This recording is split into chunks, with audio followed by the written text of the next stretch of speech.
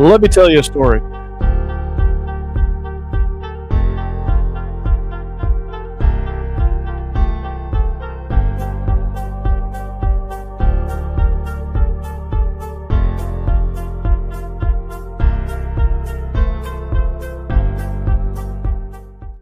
Hey, what's going on? It's SEC After Dark. It is Wednesday night, the time you've all been looking for. Welcome to summer. It is officially summer. I am more tan today than I was last week. Spent a lot of time by the pool Memorial Day weekend. Hope you guys had a great Memorial Day weekend. Flanking me on both sides is one Jake Thomas, to my left, your right, and to my right, your left, Stephen Willis. Mm-hmm. What's up, boys? And Jeb is partying hard. He's just living it up Memorial Day style. His vacation has not ended yet, so we're going to go three-man weave once again, JV basketball style. We got a nice little show for you guys. It seems like it's a slow time of the year, but we've got very slow. That's why we're off the rails. That's why that's part of our brand, and we're not super stuffy for this reason and this reason only. So, welcome. We are presented by DeadSoxy. If you want to support Ole Miss NIL, make sure you can do so by visiting DeadSoxy and ordering you some really cool looking socks, like these Bowling for Soup 1985 style tube socks. You can get other varieties as well. If you're an Ole Miss super fan, like my man Stephen Willis, you can get some that look like that. They come in a cool little box. You can set your sock game up for success. And how you do that is you go to DeadSoxy.com, sign up for the membership. You get 25% discount on everything you buy, plus free shipping. And I think they're still doing the free gift. I'm not sure, but why don't you mess around and find out? So visit DeadSoxy.com today. Get your sock game, raise the level of your sock game, and of course, stay soxy. Now, we're not going to make any picks today, but if we did, we would look up our lines on betonline.ag. It remains your number one source for all your sports wagering needs. If you want to bet on the very anticlimactic NBA playoffs, or if you want to bet on the very climactic NHL playoffs, you can do so at betonline.ag. All the lines are there. So we are rocking and rolling there, Steve. Yes, and do you know it's time to get locked on pickles, everyone? It's Stewart's Cajun Pickles, that is. They offer a wide variety of Cajun spice products like pickles, green beans, okra, even carrots, and asparagus. It's a family-owned company on the Gulf Coast of the great state of Mississippi. They've been pleasing pickle lovers for over 20 years, and they've become the South's favorite pickle.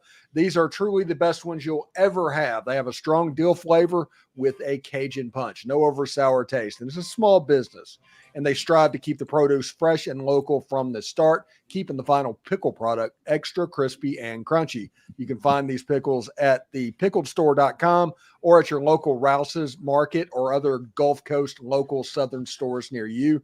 Be sure to like them on Facebook and Instagram. Try these pickles, okra, or beans today. You will not be disappointed. Stewart's Cajun Dill Pickles, the South's favorite pickle. All right. So get your pickles. Make sure you refrigerate them too, by the way. Yes. So I think I figured out my mic issues because I was talking into the mic like this, right? It sounds like I'm talking down a barrel, right? Yeah. I'm like talking into the side of it. But if I talk like this, it's much clearer, correct? Mm-hmm. Yeah, there you go. So I figured it out. Yay me. So you have a directional mic. I do have a directional mic. It's the Electro Voice RE20, in case we have any microphone tech nerds out there in the stratosphere. So anybody that's looking for a microphone, also, I would recommend the Shure MV7. Put that in view, Steve. Put that in your shot. Let's see. Yeah, there you go. There we go. Mm-hmm. So, and you get yourself a custom mic windscreen. Well, that costs a little bit of money, but yes, it's worth it. Yes, very much so. So, hey, we're back. All right. Texas and Oklahoma, they're not officially members yet. It's not officially official. That becomes officially official on July 1st. But they are taking part in the spring meetings down in Destin, Florida. And by all intents and purposes, we're hearing that they are taking part like they've been members all along. Steve, I heard your show today, Locked On Ole Miss. If you haven't heard it, go check it out. But I heard you talking about the SEC thing about injury reports. And I like it. I like the injury reports. I think it levels the playing field a little bit. I think it takes some of these silly games out of it and just kind of declares guys a lot sooner so that there's like no doubt. Like, you can't really like hide guys. I know there's some gamesmanship there that like Kiffin probably won't like. Yeah, your microphone's doing it. Yeah, it's still doing it again. Oh, how about now? Okay, so maybe if I get too far away from it, but there's still some gamemanship out there that I think is going to be lost. But I think overall it'll be great, and it'd be great for betting, which is going to be going to turn into really the foundation of the sport. Right. This is probably the real reason Saban left. The fact that he would have to disclose injuries, he just couldn't take that anymore. Forget NIL and all the other stuff. It was his injury policy that was going to get created that caused him to see the. That's door. exactly why, and insiders will tell you. No, like Lane Kiffin, doesn't matter what they have. It doesn't matter what the injury is. The answer is always the same when you ask Lane Kiffin about an injury: is we hope he plays Saturday. That is what he says. So he's missing a leg. Yeah, we hope he plays Saturday. I don't want to get off the rails too early, but I really don't want to talk about injuries because the Atlanta Braves injury report is just sky high right now. So I do not want to talk about injuries. Yeah. Hug a Braves fan, everybody. If you see a Braves fan, give them a hug because them losing Spencer Strider and Ronald Acuna is almost just aggressively unfair. It's criminal. It's criminal. The baseball gods are like, they give him the middle finger. Yeah, pretty much. Somebody did not sacrifice a live chicken Pedro Serrano style when they should have. Yeah. But yeah. The Tigers finally lost in their City Connect uniforms. So now that means we get to go back to the good uniforms again. There you go. I'm not a huge fan of the City Connects, the Detroit City Connects. But Paul Skeens is going to be a really good major league pitcher. He just is. I agree. Because he throws hard and pitches. Yeah. And it's got late movement, 100 miles an hour and tailing away. Oh, my goodness. It's evil. Yeah. And he's got a 95-mile-an-hour split finger. Good God. That just falls off the table. It's unfair. It's already on you before you get a chance to swing. Yeah. It is. Yeah. And then he's the one that drops off the table. Yeah. He's the one that did the Tigers in today. In the second, they had another fireball when they had the first game. Tigers blew him up, but Skeens got out there and he's so good, man. He's so good. Yeah, it's too bad that they can't give him run support or the bullpen just sucks in Pittsburgh. So like, if he comes out of the game, they better have a big lead, or he's gonna get a lot of no decisions because Pittsburgh's bullpen is garbaggio. Listen, Reese Olson for the Tigers won his first game. He is now 1-5 as a starting pitcher. His ERA is 1.92. Golly. Yep. If you want to talk about lack of run support. Golly. I mean, that's brutal. No. That's brutal. Because you're feeling good about that, right? You're getting guys out, but you're not getting any help. Yeah. So it must feel like to pitch for Vandy. Yeah, I think they're going to be pretty good eventually. They're just young. Detroit's just young. They can pitch the shit out of the ball, though. Hey, there goes our clean rating. It says After Dark on the logo. Yeah, that's right. If you would say it in a bar, would say it. Yeah. Pretty much. Yep. Yeah, I agree. All right, I got a question for you guys since this thing got brought up and we haven't talked to this. Texas and Oklahoma, we talked about them being a full participant in the SEC meetings. You spelled that wrong, Todd. It's Fixin. You had too much. Fixin. Yeah, you added a G. Yeah, that's how we know you. G down here, boy. Yeah, I think he's from Oklahoma, probably. With that, there we go. Yeah, makes sense. But which between Texas and Oklahoma has the chance to be the most mid? Oh, Oklahoma. Yeah, I think it's Oklahoma. Oklahoma beat Texas last year. They won that game. I mean, that is true. They did, but They did, but I think they had the most. It's in the Big 12 too, though. Yeah, I mean, I think they overall. Texas was a playoff team last year, Steve. Even though they lost head-to-head, but they lost to Oklahoma. Yeah, but Oklahoma over the course of a season was way more mid than Texas was. They just I'm talking about in the SEC. I'm not talking about last year. I'm talking about this year. Well, it's gonna play out similarly or worse. I think Oklahoma has more returning than Texas does, don't they? I don't know. I haven't studied the roster. I know Xavier Worthy. Texas lost a running back. Now there's still good players there. I'm not saying there's not good players, but Adonai Mitchell. He went.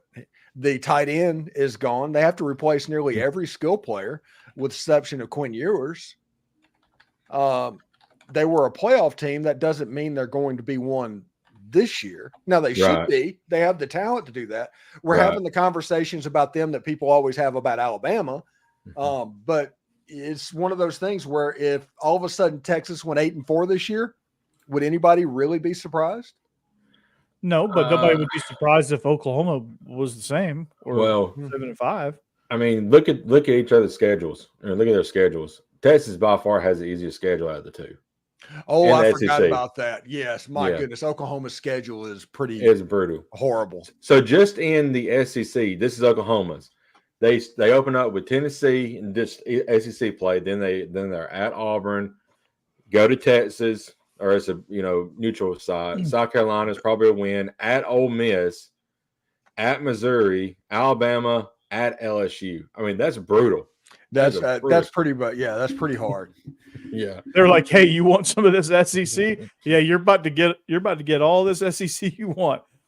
The funny thing is, I did a video this week about 3 trap games that Ole Miss has to worry about. And one of those 3 was a trap against Oklahoma. Oklahoma finished like 13th in the country a year ago. They're a good team. True. Yeah. And I had comments that came into my video just making fun of me for saying that Oklahoma was average. And sitting there, and Oklahoma fans, and I'm dead serious about this, and do not be offended by this, Jake. Do not. But there is a serious Penn State, Alabama, that type group coming in with the Oklahoma fans. If you talk to them, they act like they've won 40 out of the last 45 national championships. They're 4 deep on the D-line. They're 5 deep at quarterback. And there's just no chance of anybody competing with them. And that's just not the case. No, I think Texas has the coaching advantage in this matchup too. Like I think last year Venables. Penn State was that way too. Right. Yeah. But yeah. And if you watch that Texas Oklahoma game, it was ping pong. Yeah, it was ping pong. And it just happened that Oklahoma got the last little swing in there. That game was nuts, dude. Texas had that game won like 3 or 4 times. So they couldn't close them. What it would be with as hard as Oklahoma's schedule is and as easy as Texas's schedule is, what would be an even thing if they were essentially the same talent level and the same level of team? What would the record have to be to show that? Like 9-3 for Texas and 7-5 Oklahoma? Probably. Yeah.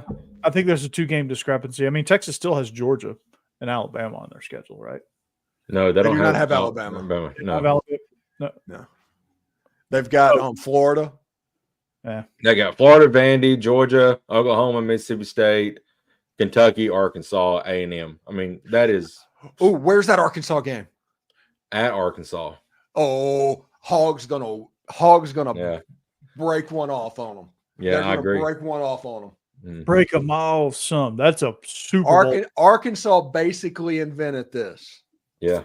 Oh, Steve, here comes the Texas fans. Wooden's got fined 25,000. Basically invented that. Yeah. And this game actually meaning something in Reynolds Razorback Stadium. Yes. Must see TV. I will be sitting down watching that game for sure. Yeah, and then after like the second quarter, Texas is going to open up a can of whoop ass on them because they're just that much better. Yeah. talent-wise. It's going to take over at some point, but unfortunately. Why do you say that? I think Arkansas is going to win 7-8 games this year. I'll say that. Has more depth up front. Well, that's fine as far as line of scrimmage, but we're skill position. Like I said, we just went over that. They're having to replace it all. We don't know what they're going to do. Yeah. Heck, by that point, we could have Arch Manning play. The difference is always up front. And Mannings do not play well in Fayetteville. I'll just say that. Yeah, that's true. Yeah. Well, if he's playing, then that might be a different story. But I mean, Texas has to get over that Vandy hump. That's going to be a tough. Yes. Where half the stadium is done, half the stadium project will be somewhat done, mostly done. So yeah. Yeah, it should be interesting. The people like Oklahoma and Texas fans coming into the SEC, they think it's something comparable to what they went through in the Big 12, not even the Big 8. They don't understand that game at Arkansas is going to be a legit game. It's not like going to Iowa State or something like that. It's going to be really very tricky to where all of a sudden your season can be ruined by that weekend, because you have Georgia as well. You have Oklahoma. You have a lot of tough games, and all of a sudden you could be staring directly at 8-4. Yeah. Bama has had to do this for 20 years. They've had to deal with this for 20 years, and they've done it better than anybody. Sark came from that, so he understands that a little bit. Mm-hmm. But that's probably also the reason why Texas on the line of scrimmage looks more ready than Oklahoma at this point. That's what I just said. They're more ready on the line of scrimmage on both sides of the ball. Yeah. Even though they're having to replace a monster defensive tackle. But I agree, John. Yeah. Big 12 is a powder puff conference. I think you have the two right now are coming to the SEC. And right now, the Big 12 is basically the Sun Belt. Oh, it's brutal. mm-hmm. Oh. Mm-hmm. It is so brutal. Like who's the top team out there now? Kansas State, Arizona, Baylor, not Baylor. No, not Baylor. Arizona. And they're is Utah? Baylor also had some. Utah's in it. Utah's the best team. That's probably your top team then. And Oklahoma State, they're also going to be up there. They always choke. They always choke. But there's no Oklahoma. There's no Oklahoma to lose to. There's no Texas to lose to. They'll find a way. They always do. They will find a way. I promise. That's what Oklahoma. That's their MO. Yeah, Colorado is going to be 5-7, and they're going to be the best 5-7 team in the history of college football. Uh-huh. Then you're going to have Iowa State has a chance to take over that conference. They're probably them and Kansas State are probably one of the more well-coached teams, along with Utah. Utah's the best. Utah is going to be the premier program in that conference. I think Tech has a chance to take a jump too. Texas Tech. Texas Tech? Yeah, Texas Tech. I think they got a chance. Do you know something? They're probably going to be 8-4, 9-3 this year, but they have a chance to be at the top level. Okay. Right. Yeah. Interesting. Okay. Yeah. Okay. I think Baylor's the wannabes. I think Houston's wannabes. UCF. I can't believe you. West Virginia, Cincinnati, no. Kansas is going to be really good. I think this. You know what? How about this? This would be really cool if the Big 12 had semifinals to where the Kansas schools played at the end of the year, and then Oklahoma State and Utah, or Arizona and Utah, and the winner plays for the title. That would be cool. For their automatic bid. Which Utah's going to ultimately win that.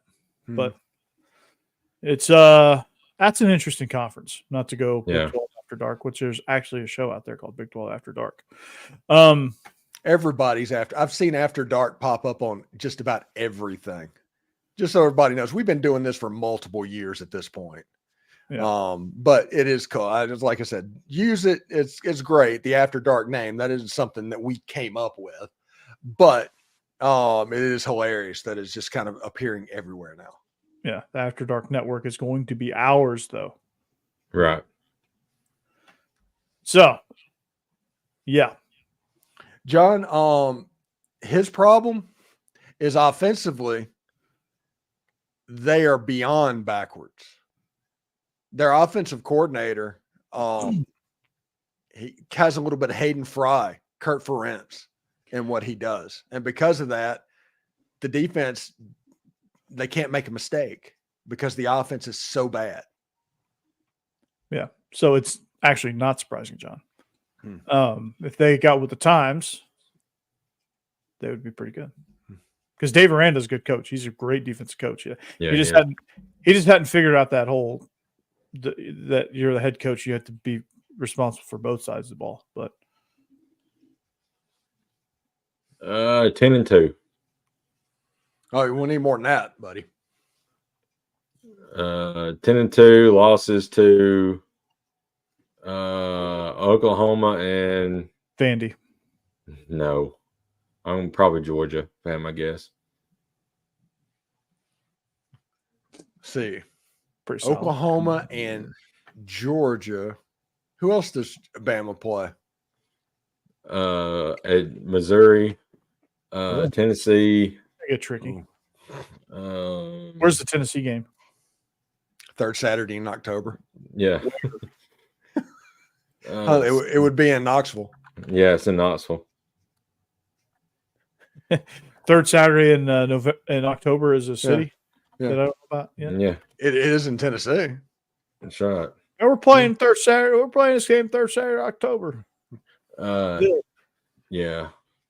I mean, we got Vandy and South Carolina. Those would be easy wins. I mean, at LSU is kind of tricky. Yeah, LSU's favored. Yeah. Yeah, go figure. But the biggest question is the monkey? What was the monkey Nick Saban for Kirby Smart, or is it just the scripted A in general that he just cannot get over the hump and beat Alabama?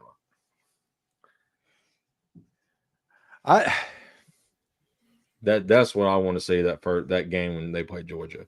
Can he get over that hump and beat Alabama? Who's Jen? He meant to say Jeb. He got autocorrect. Yeah. Jeb will be here next week, but it is the off season and everything, so we're letting him do whatever. Yeah. He's planning his next show. Yeah. Oh God, we'll be here forever for that. It's pretty cool what we've had built and all of that. We're probably, I think, next week going to have the first Ole Miss After Dark with Derek Vandergriff. That'll debut on this channel next week, and we're going to try and find some Alabama After Dark and some Georgia After Dark and some Vandy After Dark and some Tennessee After Dark. What? Should be Rocky Top After Dark, actually. Yeah. Right. Yeah. Dogs After Dark, man. What? We're going to talk about whiskey. What? We're going to talk about beer. What? I heard a rumor that we just hired a Locked On Mississippi State person. Oh, cool. So is that every team under Locked On now? Yep. Every team in the SEC will have that. And the reason this is important. Didn't you tell us for people No, we didn't. And we made fun of it last week. But they actually did hire somebody, and I can't reveal the name or anything right now. But he's a fair couple weeks. He's about to go on vacation. Nice. But the Locked On Network is going to create a fast channel similar to the Locked On Sports Today. They're going to do that with the NFL first, and eventually they're going to do it on the SEC. And all of us will be on the SEC channel to where it's rotating through. So it is important that Locked On has a Mississippi State show. So how will that do on? Will it just like those views go to us when our show cycles through there? Should. Or is that going to go to just Locked On? And they'll be selling ads on there as well. All right. Can they do that soon? Yeah. Jeb is Google searching his Russia and cam girls. Hey, I'm 2 away from 300, by the way. for Locked On Vandy. If you guys want to gift me a sub. Nice. Oh, Daniel, we will. The hint is my crossover is not going to change from the one I've done the last 2 years. That's what you need to know about Locked On Mississippi State. Okay. Yeah. The one we've been doing is going to end up, he's going to be the Locked On Mississippi State person. And he's awesome. Really good. But yes, I can't wait for him to do it.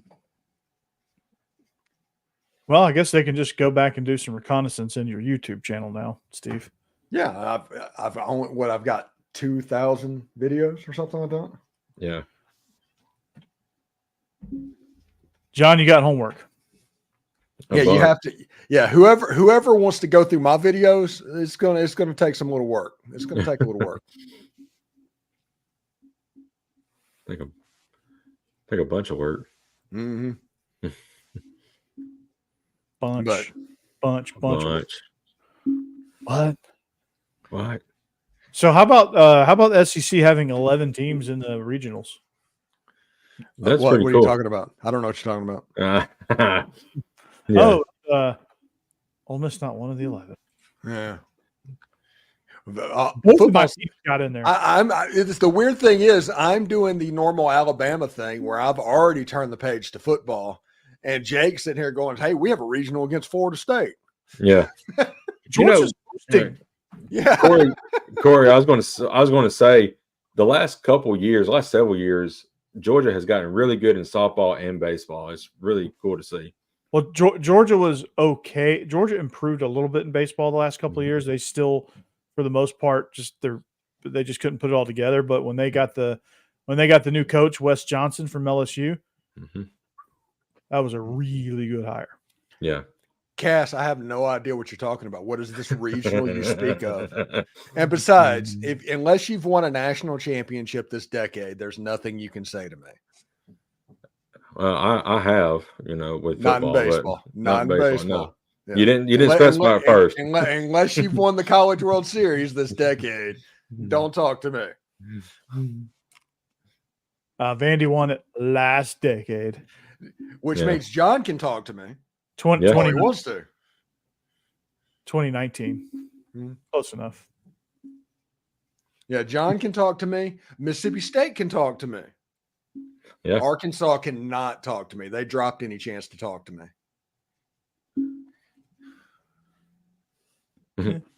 Yeah. Georgia can't talk to anybody right now. We're just happy to be hosting a region. Although they have the modern day Pinincavilla on their baseball team, so I am interested to see him just hitting missiles, BP style. Yeah.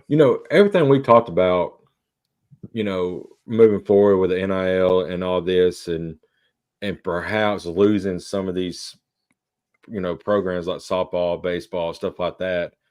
It's really going to be sad if that happens, because look at the SEC as a whole, how great their softball has been. A lot of teams have been really, really successful the last several years, and I hate to see that go. Yeah, and SEC softball next year, they're adding Texas and Oklahoma. That's like number 1 and number 2 in the entire country. Right. They're adding to their conference next year. Yeah, and the SEC is always good in gymnastics. They're always right. Georgia's always good in tennis. Swimming and diving is usually SEC dominated. Like track and field. I mean, it's all there. Auburn and Texas A&M and their equestrian battles. Yeah. Now, since we're after dark, if I've heard and I've seen it firsthand, a friend of mine turned them down, but the equestrian team at Auburn, at least in 2005, was they like to have fun after dark. Oh, wow. Oh, gosh. Alrighty then. So they like to turn up. But, yeah, Georgia softball, man, they're pretty good. Mm-hmm. They've gotten good. Well, Josh Brooks, man, AD extraordinaire when he took over, Georgia athletics just took an uptick. Now we just got to get women's basketball fixed a little bit. One thing I can't understand, like Keith Carter at Ole Miss, Lane Kiffin is a top 10 paid coach in all of college football. They have a top 5 offensive coordinator, a top 5 defensive coordinator. And it's sitting there going, it's like, man, they are just spending money from little old Mississippi. Just spending some money. Good grief. And then you look at what they're doing in the NIL market. They are completely all in on 2024. If they do not host a playoff game, I think this season is a failure for Ole Miss football. Oh, dang. Oh, I think you said that in your video too. You were like, yeah, this is hosting a playoff team or bust. Yeah, I think the over-under line to where you would bet it's like make the playoffs.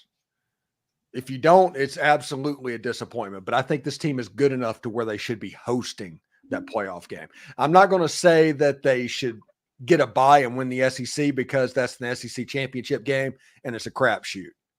But Ole Miss should be good enough to where they're playing for that home playoff game at least. Yeah, I could see that. Although I would really like to see an SEC championship game. I'd love to see Ole Miss take on Georgia or Texas or Alabama. I would like to see Lane Kiffin playing Alabama in that game this year. I want to, Daniel, I want to address this from Daniel real quick. I do think a 10-win season because you got to think most of Saban's players are still there. And I've said numerous times on this show and ours on Todd Talk, what's going to happen in the next 2 to 3 years once, DeBoer has his players in that system, all Saban's are out. Are they still going to have the 10, 11, 12-win seasons? Or is it going to be kind of like a downfall with 8, 9-win seasons? That's the key. This year, yeah, we're still going to be really good because Saban's players are still there. 2 to 3 years from now, we'll see. The one problem that I think Alabama needs to worry about, and I'm not saying that this is going to happen. I'm just saying this is something they need to worry about, and that is Kalen DeBoer trying to turn Jalen Milroe into Michael Penix Jr. They're not the same quarterbacks. They're not going to do that. I've seen people post videos on YouTube of Jalen Milroe's throwing motion and they're talking about how smooth he looks. And it's like, you're trying to transplant that into Michael Penix Jr. I think the most important thing is those 2 running backs that Alabama has, those 2 manimals back in the backfield. The offensive line at Washington was a strong suit of Kalen DeBoer. I think that is the way forward for Alabama, and then use the athletic ability and some of the short passing of Jalen Milroe.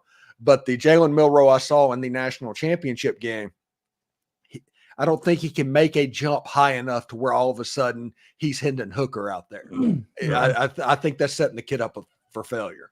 That's a completely different style of play for him. I mean, I think what he was doing with Georgia, buying time, sprinting out, running, making plays off schedule, things like that are really where his strengths are. And so for Kalen DeBoer, if he wants success, he's got to tap into that, move the pocket, do some RPO stuff. Which I think you will. That's why I think he should transfer to Vandy. Vandy's a perfect system for him.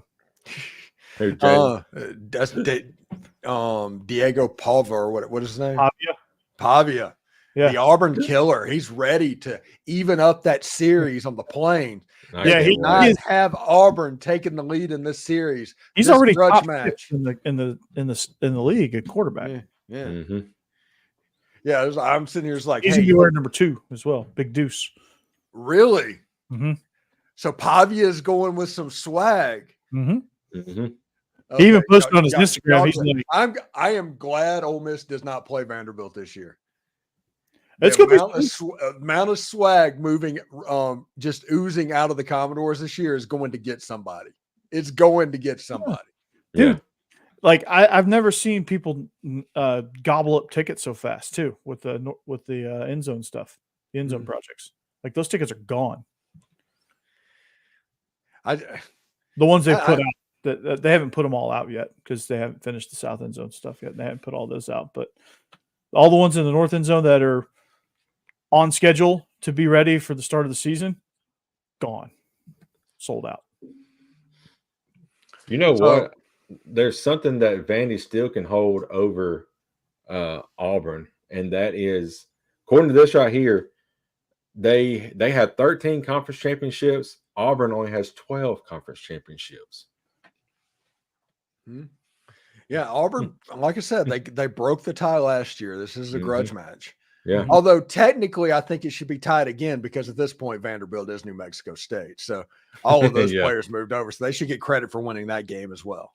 I agree. The Vandy State Aggie doors. Yes. Mm-hmm. Yep. Vandy State Aggie doors. Since Ole Miss doesn't play Vandy this year, I am excited to root for Vandy.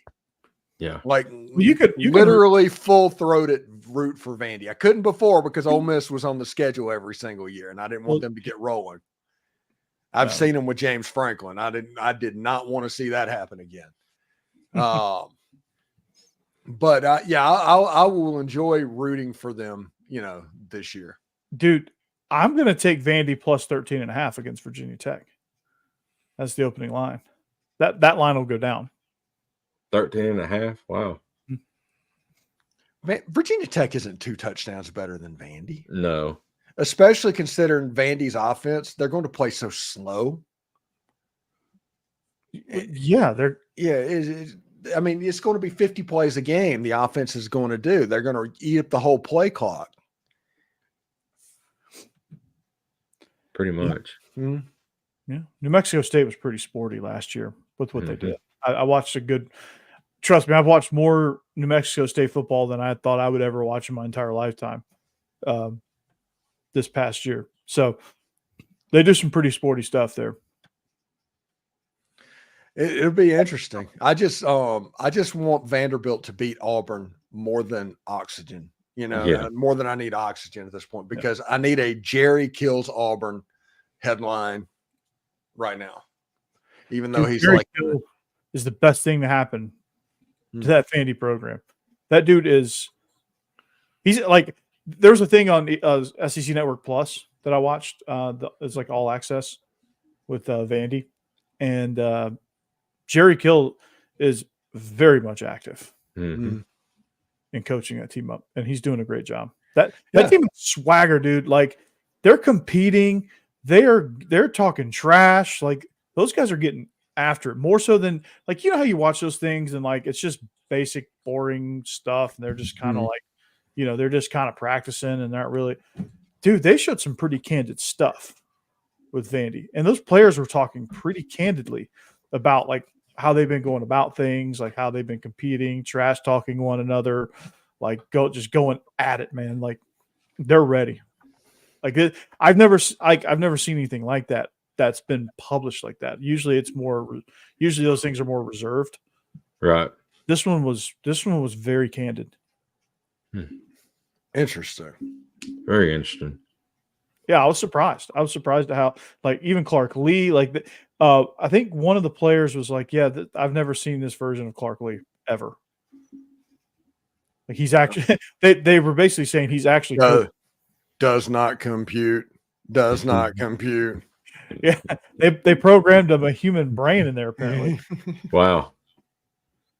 Yeah, Jerry Kill came. I was like, I don't want to offend anybody, but this seems way different from last year. Mm-hmm. Clark Lee is basically if AI was a coach. Yeah. Yeah. That is true. Like the TV miniseries from the 80s, V. Do you remember that? That didn't hit my radar. No. Is that Weird Science? No.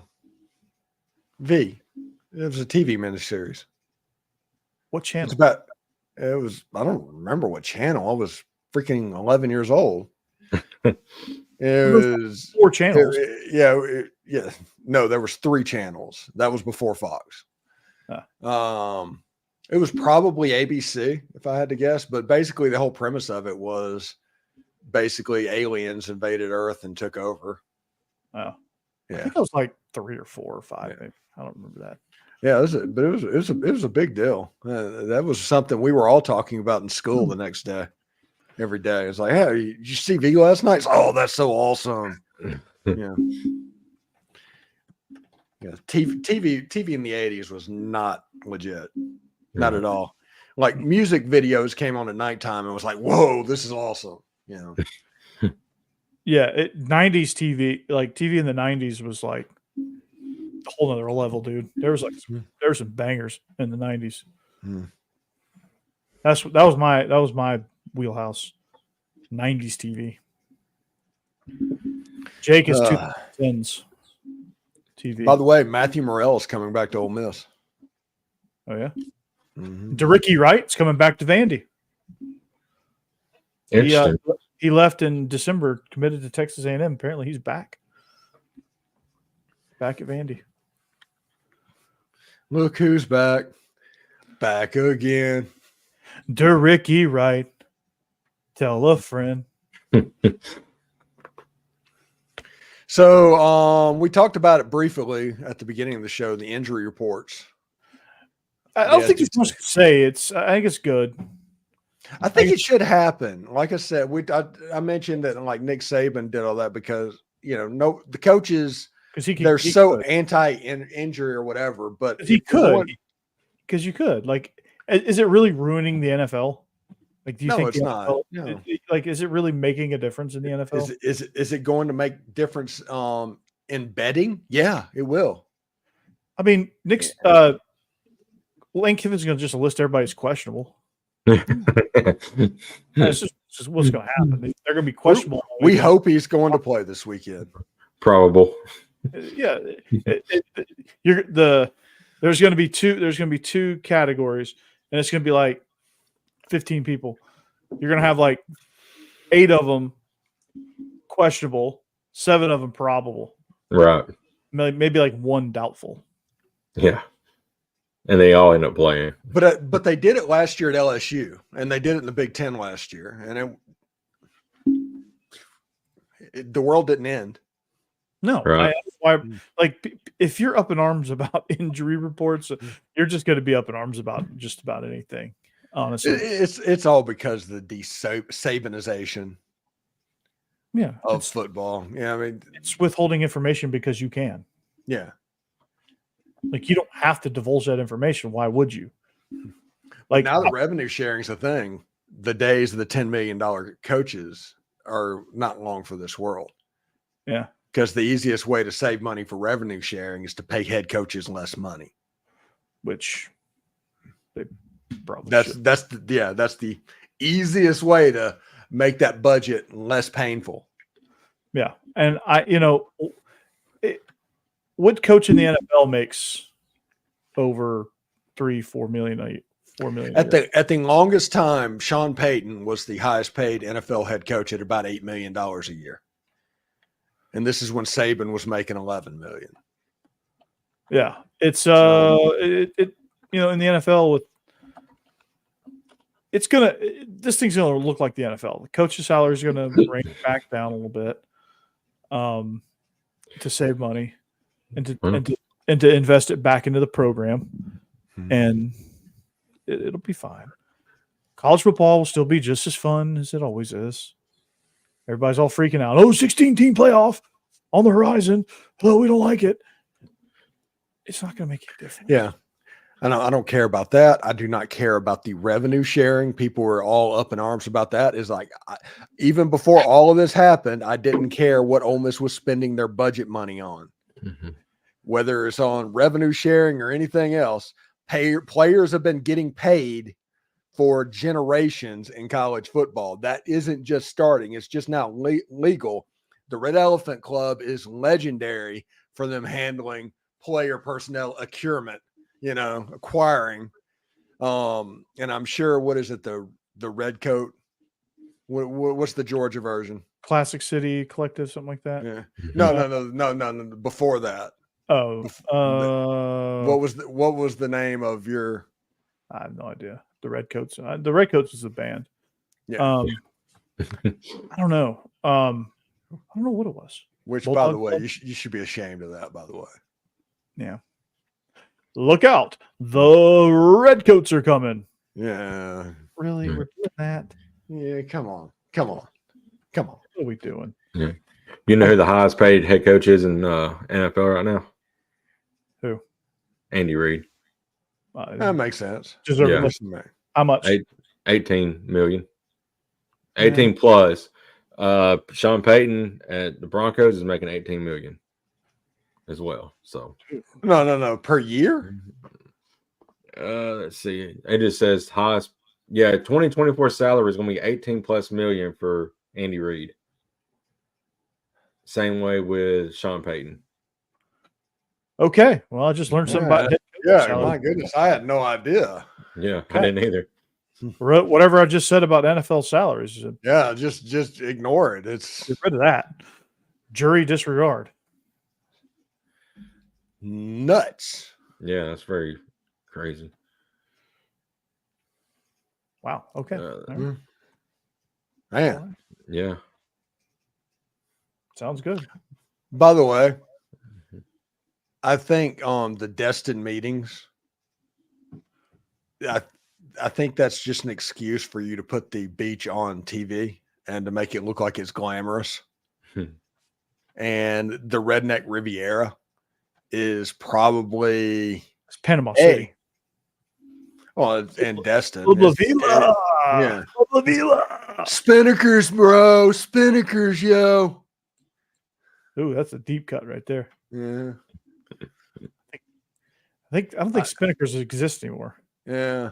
They used to have a really good grunge station in the 90s.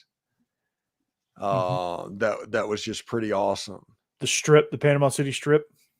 Well, I was just on I-10 going down. I was on my way heading down to Clearwater, and we was able to pick up the Panama City radio station on I-10 and follow that all the way through to like Tallahassee or something like that. Yeah, they do have. It was equivalent. Like the best grunge station ever is, in my opinion, 99X in Atlanta was a great grunge station for a long time. Doesn't exist anymore, but it was a great grunge station.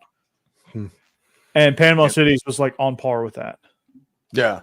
And just listen to it. Like I'm sitting going down the road and it's like a little Better Than Ezra, a little Live came on, some Soundgarden, into Nirvana and some Pearl Jam. And I was like, okay, this Alice is in Chains. Yeah. Oh my goodness. Little Man in the Box. Then you go to Sabotage and then Oasis. And then, then you switch back to Third Eye Blind and then back to Bush with Glycerine. Glycerine. Freaking fantastic. And then Offspring. Good Lord. They just back to back to back to back. I mean, just banger after banger after banger, dude. It was awesome. By the way. Yeah. So, off the rooster. All right, Corey. You were 7 when that was out. Good song. So I had a couple of neighbors, right? And they've been feuding over the course of the last year, like seriously feuding. And it's all over a camper that they've been putting in their front yard. Okay. Aren't you and Jeb neighbors? And he lives down the street. Okay. He lives about 100 yards away. Camper. And I'm like the youngest person on my block by probably 40 years. Yeah, you make the joke, Corey. What? Yeah. Wait, what? Like I am on a senior citizen block. Okay? Yeah, senior citizen. All right. So Thomas Jefferson, your neighbor. Yeah. So they're legit feuding. Hey, Going George. through to the point where the lady planted like shrubs, so it apparently was going to grow up in 2 or 3 months and cover up a camper. And they went all through it, and every time I was outside, she would stop her car and was like, "Look at this shit," you know, and just Marie Antoinette. Yeah, oh my! It's like, what is going on? Well, the people with the camper today moved, and Vivian got up and was driving, getting ready to leave, and she pulled up beside me and said, "Today is the best day of my recent life." And I was like, "Okay, so we're going there, okay." Nice. But the people with the camper, they've got like the smallest U-Haul that you can get, the kind that you can like in town moves for $19.97 a day. You know, that one. Yeah. And they're just making like 37 trips. Wow. Yeah. Yeah, because they can only get like one drawer at a time. Yeah, it's absolutely nuts. It's like, okay, you got a couple dishes. in there. Okay, got to make another trip. All right, we're going to get a couple couch cushions. Somebody came by a trailer today that they can load up their deep freeze on. And it was like, you know, if you would have just gotten a double the size of the truck to where you're paying $29.99 a day as opposed to $19.99 a day, you could probably cut this down to about half the number of trips. I think they did that on purpose. That's what it sounds like to me. They want to make 37 trips just to be annoying. Now that's going to eventually suck for them because they're going to get really tired of. I think they're running a scam, by the way, too. Like they do foster kids, and they get $1,500 per foster kid, and they just kept taking it. They have like 8 right now, foster kids. Oof. And I think they're running a foster kid scam. So how do they complete this scam? I don't know. I did not. Like you still have to like take care of the kid, right? I'm sure you do. Or do they probably do, but they just give the kid back and keep the money? I don't think it works that way, but yeah, but they have like 8. Figure out the scam here. Like getting money for holding the kid and probably just renting a U-Haul trailer for $19 and instead of going up to $29.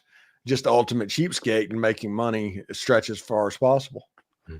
Really a scam though, is it?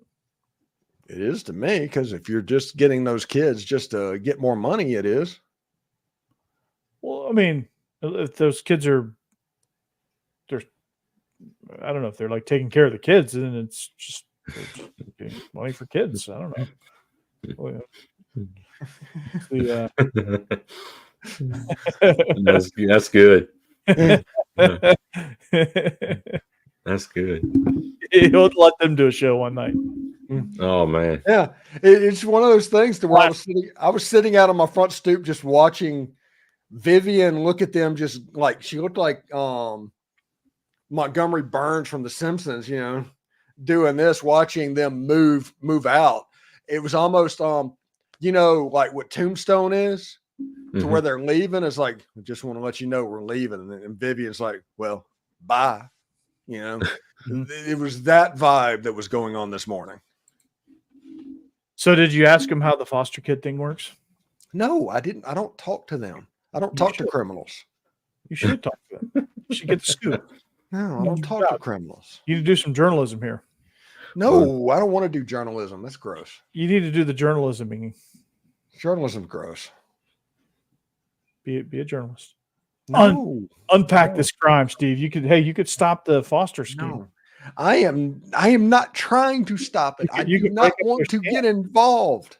I just want them gone. Steve, I got a whistle for you. Blow the whistle. Yeah, it's like, no, I don't. I just want them gone. This is gold for us. This is content for the month of June. Right, exactly. We need an interview, and they'll be out. They might be out right now. They might be done tonight. Was their last trip, although their batting cage that they had in the backyard looked like it was still hadn't been taken apart. Because they have a batting cage. Steve, all kind of potential here. Yeah, we're missing out. Well, like I said, I'm. There's like a couple of 85-year-olds. Given the age of your neighbors, probably Honus Wagner and his family. Oh my goodness, that's good. Yeah, Honus Wagner. Good grief.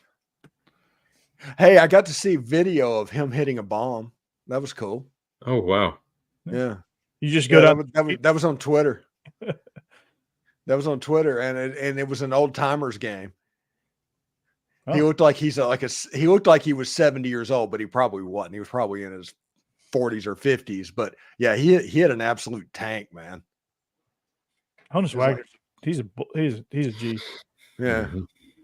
It was pretty cool. I like seeing stuff like that. Yeah, see. Yeah, see. Yeah. Honus Wagner up to. You'll never take me alive, copper. See, Honus Wagner up to the plate. The pitch, the 2-0 pitch. Say, it drives the deep into left field. It's gone. Hey, had a dinger. The one thing, if I had a time machine and they told me I could do one thing and you could only do it one time and it was over, and everybody's like, oh, I would go back in time and kill Hitler. No, I wouldn't. No, that wouldn't be any fun at all. That'd be a waste of that. I would go back in time and watch Christy Mathewson pitch again. Okay. Just to relive that memory.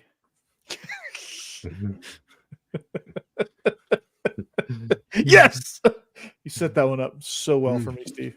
Thank you. That's what I would do. I would go back and watch Christy Mathewson pitch again, and maybe it would be against Walter Johnson, and I would kill two birds with one stone. Okay. Good point. Good idiom. So yeah, that would be cool. Like you can only like watch something, or can you like do something? Yeah, you can only go back one time and and do that. It would be, I would go back and do that. Cassidy, he's crushing it. Boom. Absolutely crushing it. He's doing weights now. Finally, he's out of special ed, and not writing IEPs and stuff. And he's in, and he has got full autonomy of the offense now. Something he hadn't had at his previous two stops. Was he running? He's running spread. Probably. It's a lot like what Ole Miss does, actually. So tempo spread, RPO? Yeah. It's not quite as heavy tempo as Ole Miss, but it's a lot of the same principles. He just doesn't go quite as fast all the time. Yeah. Ole Miss is definitely all gas, no brakes. Although this year, I tell people all the time, with the talent that Ole Miss has this year, be prepared for Ole Miss to go a little bit slower from times and do what Georgia did last year, the little bully ball stuff they did, because they have the ability to do that. Ole Miss needed the gimmick under Matt Corral and early Jackson Dart to move the football. I think they'll be able to just move the football as is. I think it'll be truly.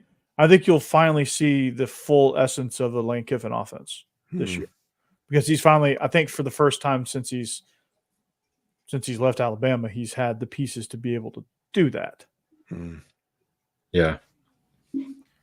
You've seen bits and pieces of it. You've seen parts of what Lane Kiffin wants to do. So, yeah, now they have a 240-pound running back they can put back in the backfield too. That doesn't suck. Yeah.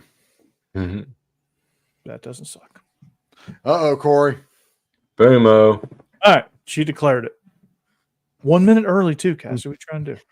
I didn't say it. I declared it. She declared it. Yeah. So it is SEC After Dark, but I appreciate you guys listening. If you like what you heard, find us on social media. Find us anywhere you find your podcast and all that good stuff. After Dark is going to be the channel of the future, so get on board if you're not already. Be a friend, tell a friend. We have 145 viewers tonight in a pre-June podcast, so that's pretty good. Hopefully that number will quadruple in September when the season rolls around, or even in late August where we're talking about training camp stuff. So make sure you do that. Jeb Beecham is not with us tonight, but he will be with us in future episodes. But flanking me to your right is Jake Thomas, Tide Talk Live. Him and Stacey do a phenomenal job there. If you want to listen to some good Alabama content, that is the place to go, the only place to go. If you want to listen to some high quality premium SEC content, when you search SEC when you search Ole Miss Podcast, there you go. The first thing you see is Ole Miss. Mm-hmm. Locked On Ole Miss, that is. 7,000 subs on the Locked On. Congratulations. 7,000. Yes, went over 7,000 a day. Congrats. I was hoping you would get stuck on 6,900 for obvious reasons, but nice. Nice. Way to end it. Yeah. Nice. He's like, I'm just stopping right there. Nobody else subscribe. Yeah. He's gonna kick people out. I looked down. I was like 6,999. And I was like, well, that's about perfect. Yeah. 69 was probably the perfect number. Should have just stopped there. My goal is probably 10,000 by February. That's my goal at this point. I mean, at your rate, you'll get 10,000 by the end of the week. So anyway, make sure you get on board with that. And for me, I book in the SEC with Bleav In Georgia Dawgs and Locked On Vandy. I'm 2 away from 300 on Locked On Vandy. I'm about 70 away from 500 on Bleav In Georgia Dawgs. So we're in a very saturated market. That's pretty good. So make sure you subscribe to those 2 channels, check out those 2 shows. And of course, we all join forces right here on SEC After Dark. So with that being said, we hope you have a great rest of your week. And we hope that you have a great summer.